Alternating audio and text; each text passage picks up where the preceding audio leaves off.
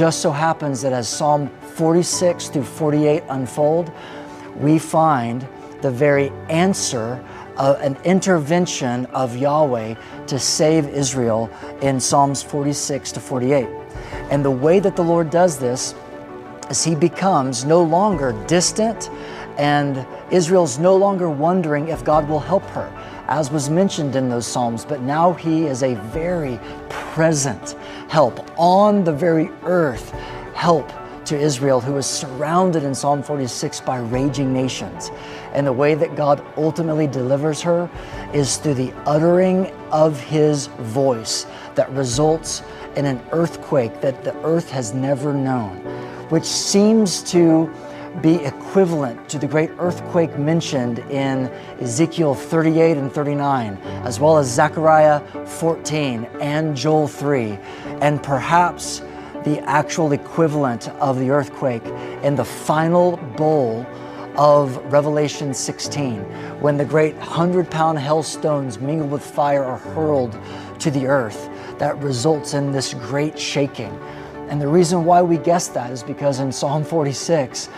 this battle of Jesus in Psalm 46 is the battle to end all battles. The spears are broken in two, the horse and chariot are thrown off, and the earth is invited to behold the works of God's destruction, the works of the Lord of hosts.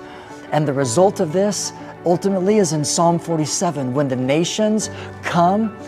the new nations that God, not new nations, but the new kings that God owns, that He has appointed over the nations, are invited to come, to clap, and to celebrate and to rejoice in the God that delivered Israel and is now king over all of the nations. And what's profound about Psalm 47 is this phrase, when it says that all the people or the nations of God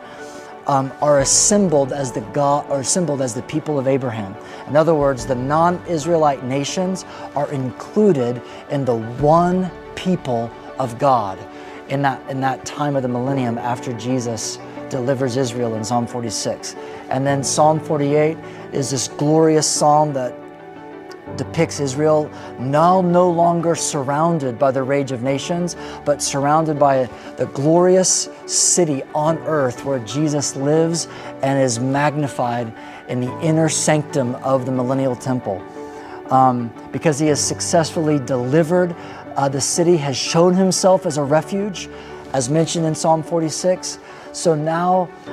Israel is singing to their God, and we're told that they are meditating and thinking, and the fuel of their worship is fueled by God's great loving kindness, which was expressed when He delivered them